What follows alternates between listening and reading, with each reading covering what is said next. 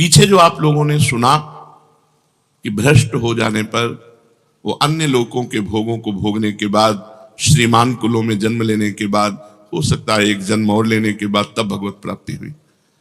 अपने लोगों की नहीं, अपने शरणागत हैं, अपने योगी नहीं है, न तपस्वी हैं, न ज्ञानी हैं, न कर्मयोगी हैं, अपने शरणागत जन हैं। अजात पक्षा युमातरम खगा, जैसे छोटा सा बच्चा घोंसले में बैठे अपनी माँ की बाट जो होता है, ऐसे हम प्रियालाल की कृपा के पात्र हैं। हम उनकी कृपा से चल रहे हैं, हम उनका जस गाते हैं, उनका नाम जप करते हैं, उनकी जूठन पाते हैं, उनके धाम के वासी, उनके आश्रित हैं। हमको ये गतियां नहीं मिलेंगी। हमसे अगर चूक भी हो जाएगी तो हमारी श्री जी का स्वभाव है।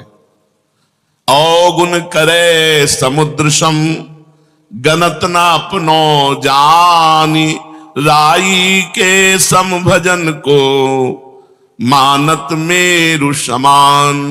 राई बहुत छोटा दाना होता है,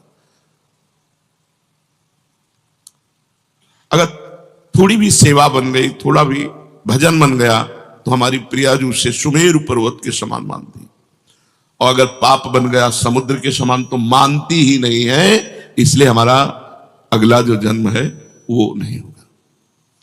हम इसी जन्म में प्रियाजू को प्राप्त करेंगे, क्योंकि हम अपनी साधना के बल से नहीं चल रहे। मेरे बल से वृंदावन रानी, हम इनके सहारे चल रहे हैं।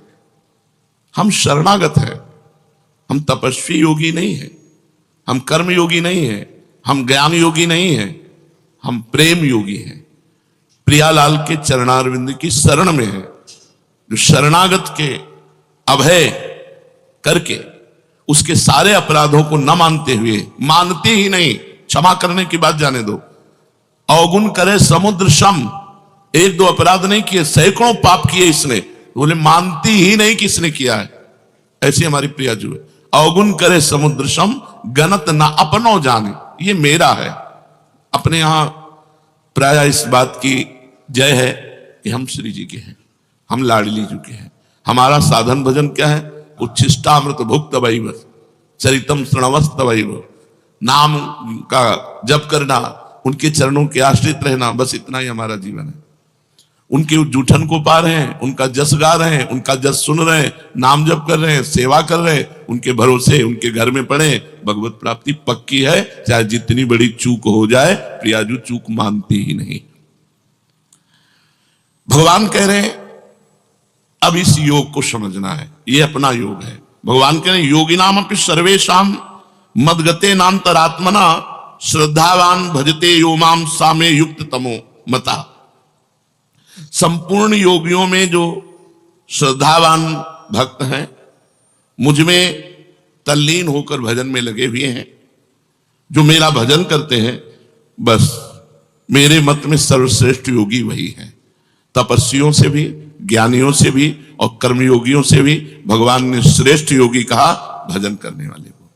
केवल एक ही काम है, ये सब भजन के अंतर्गत आता है। लीला गायन, लीला श्रवण, नाम कीर्तन, ठाकुर सेवा, ये सब संत सेवा, संत संग, ये सब भजन के अंग हैं। संपूर्णता को भजन कहते हैं।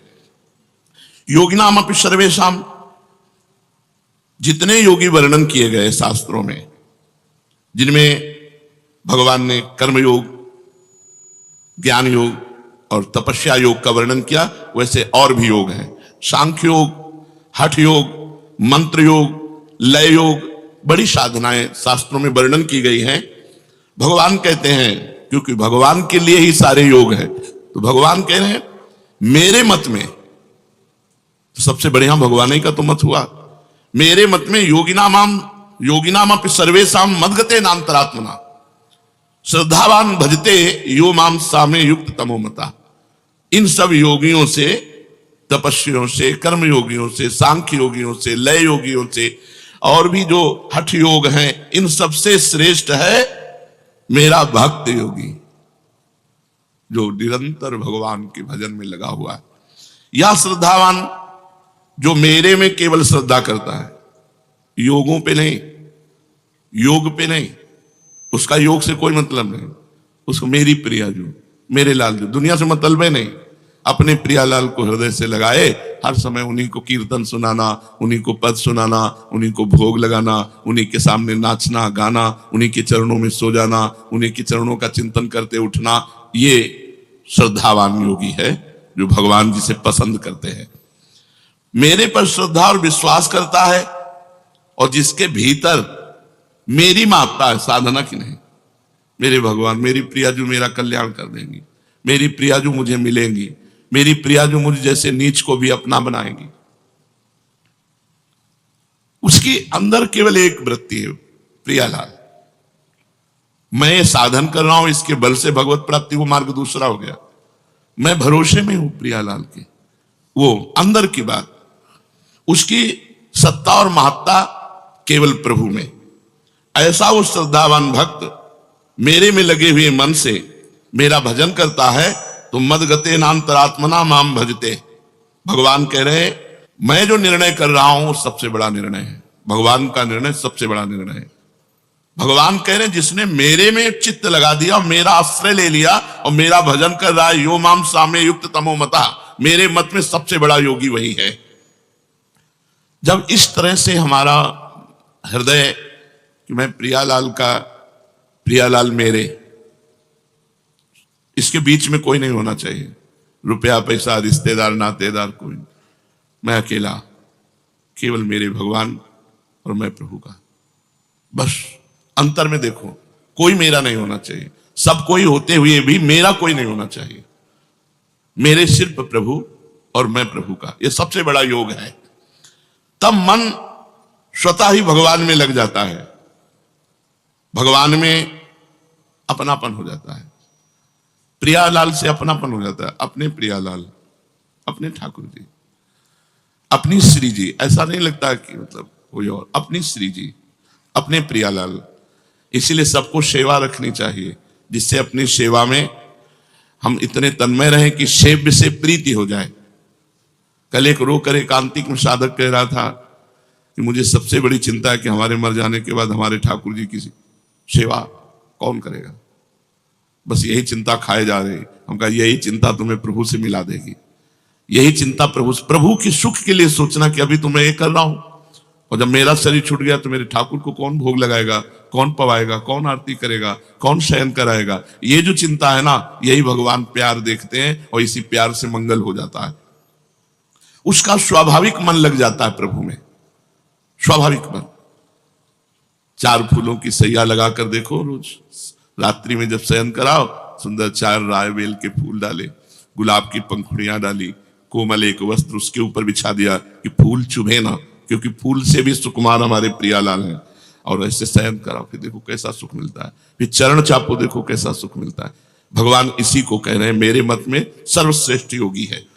वो खाते पीते उठते बैठते चलते फिरते सोते जागते सभी क्रियाओं में भगवान का नाम जप करता है, भगवान का चिंतन करता है। उसका मन भगवान में लगा रहता है। जो केवल प्रभु का हो जाता है, मैं केवल प्रियाजू का हूं। जिसका मन व्यक्तिगत कोई अस्तित्व तो नहीं रखता, प्रियाजू के लिए, ये फूल प्रियाजू के लिए, ये इत्र प्रियाजू के लिए, ये भोग प्रियाजू के लिए, जो देखा वो सब प्रियाजू के लिए। अपने लिए भूल गया, ये सबसे बड़ा योगी है। अपनी चाह भूल गया, अपने प्रियालाल के सुख के लिए। उसकी व्यक्तिगत कोई चाह नहीं होती। उसकी साधन भजन जप कीर्तन श्रवण मनन सब प्रभु के लिए होता है, सब प्रभु के लिए, अपने लिए नहीं। अपना कल्याण हो, ये बात हट जाती है शरणागत की, क्योंकि अपना कल्याण तो हो चुका हम प्रभु की शरण में। अब हमें जो करना है अपने प्रभु के लिए करना है। उसकी जितनी भी परमार्थिक क्रियाएं हैं, साधन भजन जप कीर्तन श्रवण मनन, वो सब प्रभु के लिए होता है। और जो व्यवहार की क्रियाएं, खाना पीना चलना फिरना सोना जागना, ये सभी क्रियाएं, या खेती व्यापार नौकरी, सभी जीविका संबंधी क्रियाएं, वो सब प्रभु के लिए। तो उसकी दोनों क्रियाएं, परमार्थिक और व्यवहारिक, दोनों भजन हो जाती है। रुपया कमा रहे हैं, जिससे परिवार है, परिवार प्रभु का है, प्रभु स्वरूप है, उसकी सेवा हो रही है। परिवार का सेवन वो भगवान की सेवा मांग के करता है, उसका सब व्यवहार भजन बन जाता है। अनन्य भक्त के भजन के स्वरूप को भगवान यहां कह रहे हैं कि वो मेरी प्रसन्नता के लिए सारे कर्म करता है, मेरी प्रसन्नता के लिए। एक कर्म करता है अपनी प्रसन्नता के लिए और एक भगवान की प्रसन्नता के लिए कर्म करता है। जो भी कर्म है, खेती, किसानी, व्यापार, नौकरी, व्यवहार, जो भी है वो सब प्रभु की प्रसन्नता के लिए करता है और भगवान के परायण रहता है। वो केवल भगवान का भक्त है, संसार का भक्त नहीं। वो संसार की आसक्ति को छोड़ करके केवल भगवान से, इसलिए भगवान कहते हैं मदगते नान्तरात्मना, उसने अपनी अंतरात्मा मेरे को समर्पित कर दी। सामे युक्त तमोमता, संसार से विमुख होकर अपना उद्धार करने वाले लगे हैं, उन सबको साधक कहते हैं, योगी कहते हैं। लेकिन ये अपने कल्याण के लिए नहीं लगा, ये अपने प्रियालाल को सुख पहुंचाने के लिए लगा है। हमारा कल्याण हो जाए तो याद ही नहीं आता। अगर सच्ची शरणागति है तो ये बात सुनकर कि वो भ्रष्ट योगी स्वर्ग जाएगा, नरक जाएगा, ये होगा वो, तो आपको लगेगा सब मेरी बातें नहीं, मैं योगी हूं ही नहीं, मैं तो प्रियालाल की शरण में हूं। हमारा निर्णय संसार के भागवतिक विधान में नहीं होगा, हमारा निर्णय निकुंज में होगा। और निकुंजेश्वरी का स्वभाव ऐसा है, बड़ी करुणामयी, दयामयी, कृपामयी, अपराध मानती ही नहीं, छोटी सी सेवा को पहाड़ करके मानती। हमारा तो काम बन गया। हमें हर समय पुलकित रहना है कि हमारा संबंध श्री जी से, हमारा कल्याण साधना से नहीं संबंध से होगा। और इस संबंध को आचार्य गुरु ने करवाया है, हमारा कल्याण हो गया। कल्याण की बात अगर सोचकर तुम्हारे मन में क्षोभ हो तो अभी तुम शरणागत नहीं हो। अपने कल्याण की बात सोचना शरणागति में कलंक है। हमें प्रभु के विषय में सोचना है, प्रभु की चर्चा। हम तो जैसे नीच पामर हैं ही, हमको तो स्वीकार कर लिया श्री जी ने, हम तो श्री जी की शरण में। अब अपने विषय में क्या सोचना, अब श्री जी के विषय में सोचना, अब श्री जी की प्रसन्नता के लिए कार्य करना। जो संसार से विमुख होकर साधना में लगे हुए हैं, सगुण निर्गुण जो परमात्मा का भजन कर रहे हैं, ये सब युक्ततर हैं। परंतु जो केवल भगवान में लगा हुआ है, भगवान कह रहे हैं ये युक्ततम है, सर्वश्रेष्ठ है, केवल भगवान से मतलब है। वो भक्त युक्ततम तभी होगा जब कर्म योग, ज्ञान योग और भी तपस्या आदि योग, इनमें से किसी में उसकी रुचि नहीं। भगवान का नाम जब, भगवान की नाम कीर्तन करना, भगवान की कथा सुनना, भगवान की श्री विग्रह की सेवा करना, भगवान के लिए व्यापार नौकरी करना, उसका सिर्फ मतलब केवल प्रभु से है, किसी योग से नहीं। श्रद्धा विश्वास पूर्वक प्रभु में तल्लीन हुए मन से भजन करने पर वो उत्तम योगी कहा जाता है, उत्तम योगी। कारण कि भगवान महायोगेश्वर है, संपूर्ण योगों के महान ईश्वर हैं। तो जब महायोगेश्वर प्रभु श्री कृष्ण की शरण में हो गए तो अब शरणागत का कौन सा योग बाकी रह गया। शरणागत का बहुत बड़ा संबंध है, मैं प्रभु का हूं, प्रभु मेरे, इसी से कल्याण हो जाएगा। कोई भी त्रुटि ही नहीं मानी जाएगी। कोई त्रुटि, कोई अपराध, कोई पाप उसको भगवत प्राप्ति से नहीं रोक सकता। इसका मतलब ये नहीं कि वो मनमानी आचरण करता है, नहीं, वो तो अपना मन प्रभु में लगा रहा है। अगर कहीं त्रुटि हो गई, अगर कोई गलती हो गई, कोई आसक्ति कर बैठा, तो भगवान उसकी सब इन गलतियों को क्षमा करके मानते ही नहीं और अपनी शरणागति के बल से उसका कल्याण करते हैं। युक्ततम भक्त कभी योग भ्रष्टों की गति में नहीं जाता है। शरणागत भक्त कि उसका दोबारा जन्म होगा कुलवान धनवान या योगियों के कुल में, नहीं, इसी जन्म में। यह शरणागति की विशेष महत्ता है। भगवान ये मेरी शरण में है, भगवान देखते हैं। कारण कि उसका मन भगवान में लगा है, भगवान भी उसको कभी नहीं छोड़ते। हमारा लक्ष्य है कि हम बिहारी जी दर्शन करने जा रहे हैं, बिहारी जी देख ले कि हमारे लिए आ रहा है, और बीच में बाजार में फंस गया, इधर उधर देखने लगा, तो अंदर लक्ष्य तो चल रहा है ना कि यार बिहारी जी जाना है, यार समय हम इधर उधर, अंदर व्याकुलता लग रही, पर इतना मनोमोहक दृश्य है कि वो दृश्य देख रहा है, वो चाट पकौड़ी देख रहा है, पर अंदर चल रहा है उसके, या बिहारी जी दर्शन करने जाना है। तो बिहारी जी इस बात को पकड़े, चाट पकौड़ी बीच में खाने लगा, इधर उधर देखने लगा, इस बात को बिहारी जी नहीं देखते। बिहारी जी देखते कि ये मेरे दर्शन के लिए चला है, बस इस बात का फल मिलता है, इस बात की कल्याण और सदगति होती है।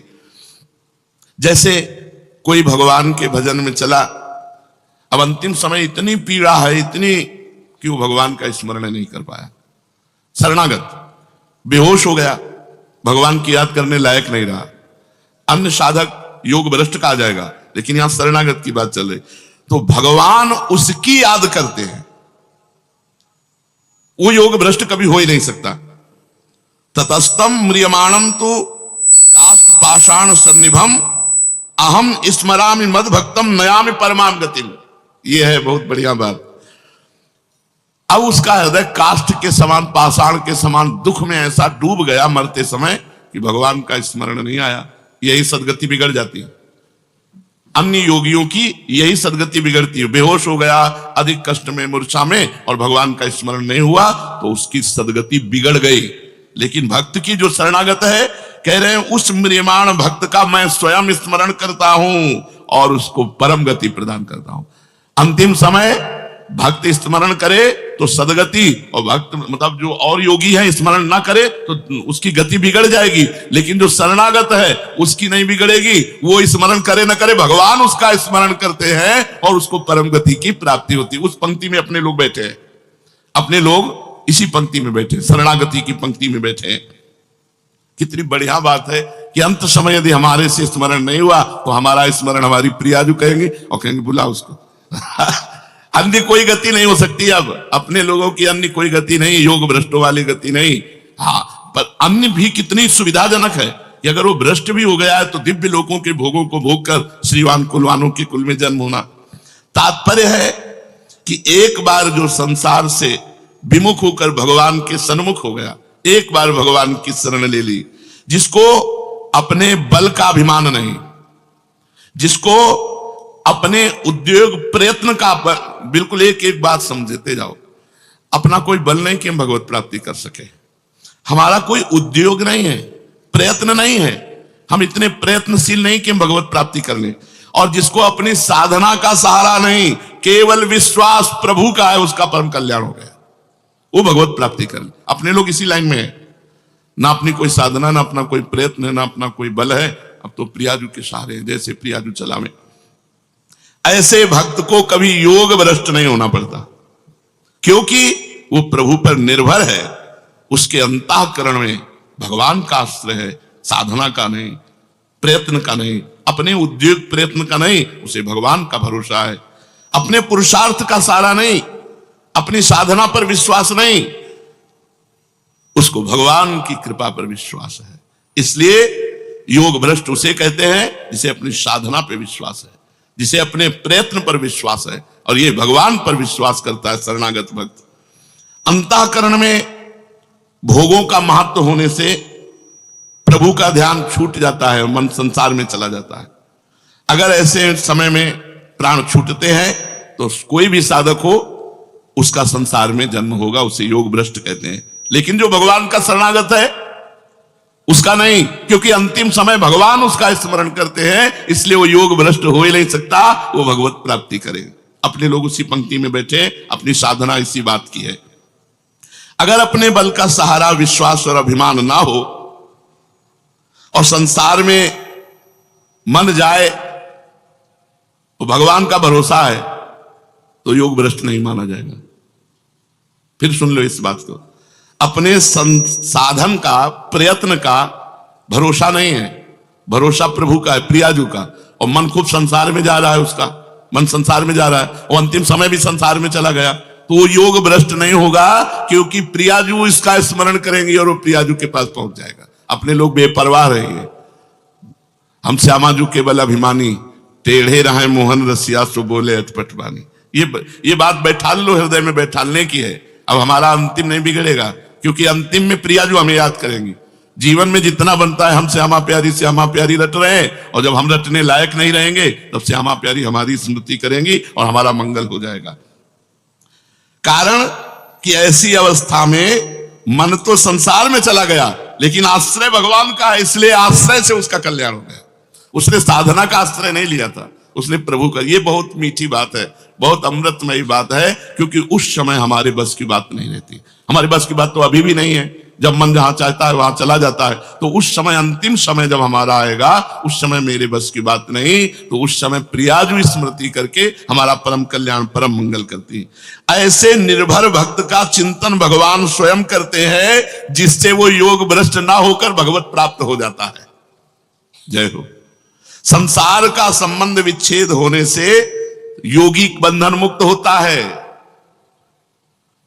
लेकिन ये संसार का चिंतन करने पर भी भगवान को प्राप्त होता है। ये खास बात है शरणागति की। अंतिम समय संसार का चिंतन चला गया, लेकिन आश्रय किसका है? प्रियाजू का। अंदर आश्रय प्रियाजू का, प्रभु का आश्रय। तो इसका परम कल्याण आश्रय से हुआ, मन आने जाने से नहीं। ये है शरणागति की विशुद्ध महिमा। वो निर्विकार परम सुख, परम शांति, परम आनंद का अनुभव करेगा। उसकी पूर्णता में कभी कोई कमी नहीं हो सकती, क्योंकि अंतरात्मा से उसने प्रभु का आश्रय लिया है। ये भगवान जो ये कह रहे हैं, मदगते अंतरात्मा, जिसने अंदर से मेरा आश्रय ले लिया। इसी तभी हमने कई बार सत्संग में कहा है, भगवत प्राप्ति आश्रय से होती है। अंदर का जो आश्रय है वो भगवान देखते हैं। भगवान के साथ जो अपनापन है, जो भगवान के प्रति भाव प्रकट हो गया है, वो भाव उसका परम मंगल कराता है। तो भगवान तपस्वियों से भी अधिक योगी, ज्ञानियों से भी अधिक योगी और कर्मयोगियों से भी अधिक योगी बताया किसको? जो निरंतर भगवान के भजन में डूबा हुआ है, जिसका आश्रय केवल श्री भगवान है, अन्य कोई है ही नहीं। भगवान कह रहे मय्यासक्त मनाः पार्थ योगम युञ्जन मदाश्रयः असंशयम समग्रम माम यथाज्ञास्यसि तच्छृणु। हे पृथानंदन, मुझमें आसक्त मन वाला, अगर नहीं हो पाया आसक्त मन वाला, तो मदाश्रया, मेरे आश्रित, जो इसका अभ्यास करता है, तो तू मेरे जिस समग्र रूप को निसंदेह जिस प्रकार जान सकेगा, उसको उसी प्रकार से सुन। मैं आसक्त, मेरे में ही जिसका मन आसक्त हो गया है। देखो, खास बात देखी जाती है, जैसे हृदय से हमारे लोगों का लक्ष्य भगवत प्राप्ति है, प्रियाजू है।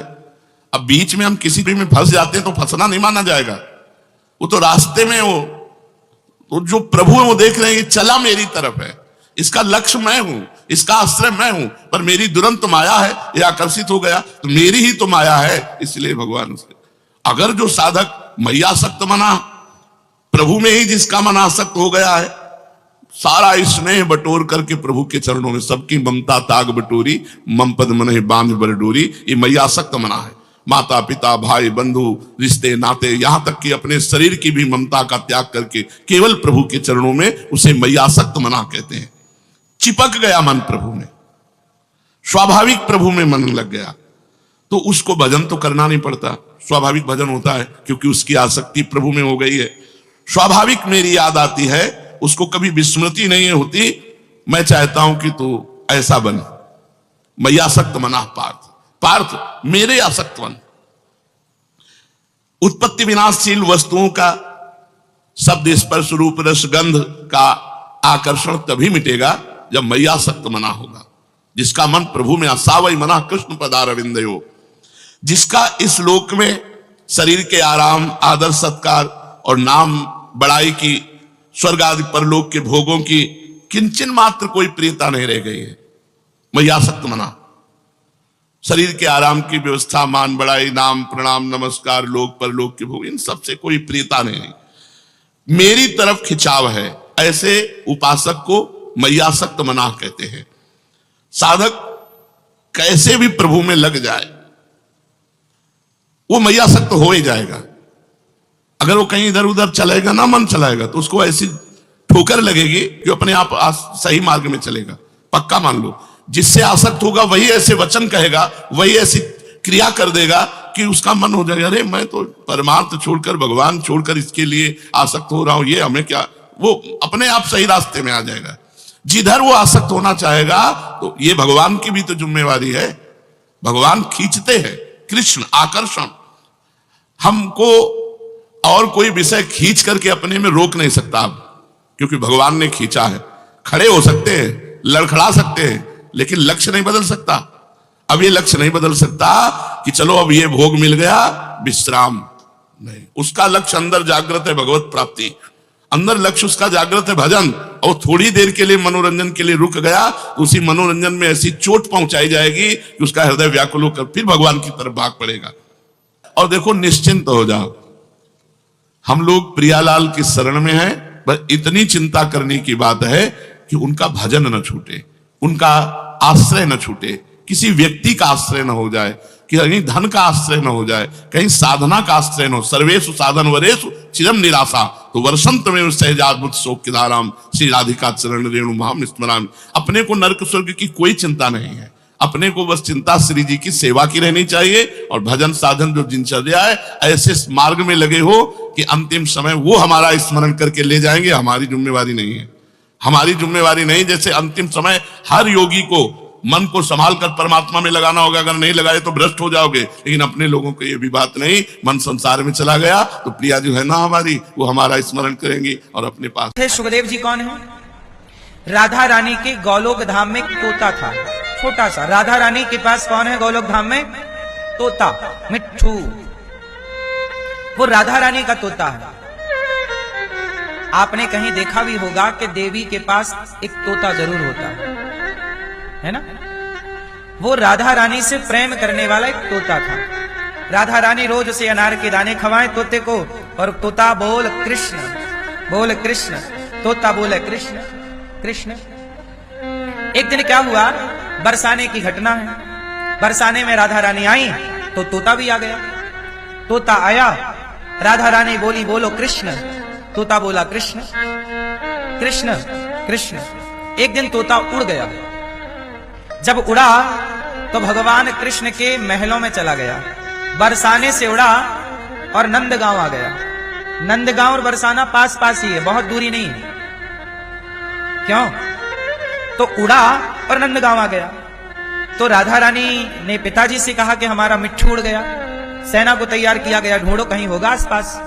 चले तो पता चला कि श्री कृष्ण के ग्वाल वालों ने पकड़ लिया है। तो बरसाने के वृषभानु जी और राधा रानी आई, बोली ये तोता हमारा है। कन्हैया बोले नहीं, हमारे मित्रों ने पकड़ा है, ये हमारा है, अब ये नंदगांव का है। राधा जी बोली नहीं, ये बरसाने का है, ये तोता मेरा। कन्हैया बोले मेरा, राधा बोली मेरा। तो नंद बाबा और वृषभानु जी ने कहा कि बच्चों आप लड़ो मत, तोते से ही पूछा जाए कि तू बता किसका है। तोते से पूछा कि भैया देख आपस में लड़ाई हो रही है, बरसाने के सखियां कह रही हैं हमारा है, नंदगांव के छोरा कह रहे हैं हमारा है, अब भैया तोता तू ही निर्णय कर कि तू किसका है। तो तोते ने कहा कि मैं तो राधा रानी का हूं, मैं तो राधा रानी का हूं। लो भैया न्याय हो गया। राधा जी उस तोते को लेकर चली गई। राधा जी ने ही उस तोते को मंत्र दिया कृष्ण। तोता बोलो कृष्ण, तोता बोलो श्री कृष्ण, तोता बोलो। वही तोता राधा जी से कृष्ण मंत्र पाया। और हुआ क्या, एक दिन बरसाने भगवान श्री कृष्ण गए, और बरसाने में जब गए तो वहां पर राधा जी के साथ भगवान कृष्ण का एक खेल हुआ। कौन सा खेल? छुपन छुपाई का, लुक्का छिपी। तो राधा जी और श्याम सुंदर में खेल हुआ। सबसे पहले कन्हैया छिपे तो राधा जी ने ढूंढ लिया। अब राधा रानी छिपी तो कन्हैया थक गए, राधा जी को ढूंढ नहीं पाए। तब कन्हैया ने तोते से कहा, तुझे तो पता है ना कि राधा जी कहाँ है, तू थोड़ी मेरी मदद कर, बता कहाँ है। तो तोते ने भी भगवान की बातों में आकर राधा रानी का पता बता दिया कि वहां छिपी है। अब भगवान गए और राधा जी पकड़ गए, पहला ये दूसरा ये। हाँ, राधा जी को पकड़ लिया श्याम सुंदर ने। राधा जी की सखियों ने बता दिया कि राधा कृष्ण ने यूं ही नहीं पकड़ा, तोते ने बता दिया, वरना कन्हैया की क्या ताकत के तुम्हें पकड़ ले। राधा रानी को आ गया गुस्सा, क्यों? तुमने हमारे खेल में बाधा पहुंचाई। शुक, जाओ हम तुम्हें श्राप देते हैं, तुम हमसे दूर हो जाओगे और इसी मृत्यु लोक में आओगे। अब तोता लगा रोने, मां क्षमा कर दो, मैं आपके बिना कैसे रहूंगा, मैं आपके बिना कैसे रहूंगा, मां मुझे क्षमा कर दो। राधा रानी कुछ कही नहीं तो कृष्ण के चरणों में बोला, तोता प्रभु आपने फंसवाया है, ये श्राप राप आपके चक्कर में मिला, हमने आपकी मदद की, अब आप हमारी मदद करो, हमें श्राप से बचाओ। तब भगवान श्री कृष्ण बोलेंगे कि ये श्राप भी मैंने ही दिलवाया है। क्यों? बोले आपके द्वारा एक लीला करवानी थी, बोले आपसे बढ़िया कोई वक्ता नहीं हो सकता, इसलिए आप इस धरती पर हमारी लीला के बाद आप अवतार लेना और सुखदेव बन करके जाना, और हमने जो लीला की है उस लीला का गुणगान करके समाज को, दुनिया को सुनाना, ताकि दुनिया का कल्याण हो। तो राधा जी के श्राप के कारण वही तोता, जब राधा रानी और श्याम सुंदर की लीला पूरी हो गई, वो धराधाम चले गए, तब तोते का अवतार हुआ। कहां पर अवतार हुआ? अमरनाथ। शंकर जी गए माता पार्वती को कथा सुनाने, माता पार्वती को आ गई नींद, माता पार्वती लगी सोने, पास में तोता था, तोती ने बच्चे को जन्म दिया, अंडा फिर तोता निकला। सारे डमरू बजा के तो भाग गए, पर सुखदेव जी नहीं भागे, सारी शंकर जी की कथा सुन ली, और जब कथा की जयकारा लगी तो माता पार्वती की नींद खुली। माता पार्वती ने कहा भोलेनाथ आगे क्या हुआ? शंकर जी बोले कथा तो पूरी हो गई, आप कहां थी? बोले मैं सो गई थी। तो ये कथा सुनी किसने? तो तोते ने सुनी। शंकर जी त्रिशूल निकाले, तोते को मारने दौड़े, तोता उड़ा और अमरनाथ से उड़ा और बद्रीनाथ पहुंच गया। वेद व्यास जी की पत्नी अपने बाल सुलझा रही थी मासिक धर्म से निवृत्त होकर, उनके मुख के दरवाजे से तोता गर्भ में प्रवेश कर गया और 12 साल गर्भ में रहा। फिर शंकर जी वहां से चले गए। सच्चाई ये थी कि कथा तोते को सुनवानी थी, शंकर जी ने तो पार्वती मैया को निमित्त बनाया।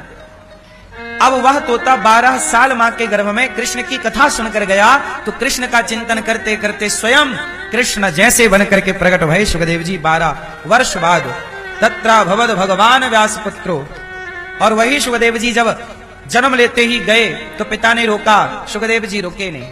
वही सुखदेव जी ने राजा परीक्षित जी को भागवत सुनाई और राजा परीक्षित जी का उद्धार हुआ, और केवल परीक्षित का नहीं, उस भागवत से करोड़ों करोड़ लोगों का भागवत सुनकर उद्धार हो गया। आज भी हो रहा है, आगे भी होता रहेगा। तो ये सुखदेव जी कौन? भगवान कृष्ण बोले कि जब आप भागवत सुनाओगे सुखदेव, तब राधा रानी के श्राप से मुक्त हो जाओगे। तब भागवत सुनाई सुखदेव जी ने, तब जो राधा रानी ने श्राप दिया कि आप हमसे दूर हो जाओगे, ये श्राप खत्म हुआ और सुखदेव जी भागवत सुनाकर गौलोक चले गए राधा रानी जी के पास। फिर प्राप्ति हो गई, श्राप खत्म। और श्राप खत्म हुआ और प्रकट कौन हो गया? भागवत प्रकट हो गई सुखदेव जी की वाणी से। वही भागवत में 18,000 श्लोक हैं, 335 अध्याय, 12 स्कंध। संसार का ऐसा कोई ज्ञान नहीं है जो भागवत में मौजूद ना हो। वैष्णवों का परम धन है भागवत। यद वैष्णवा नाम धनम, वैष्णवों का परम धन है भागवत जी। इसलिए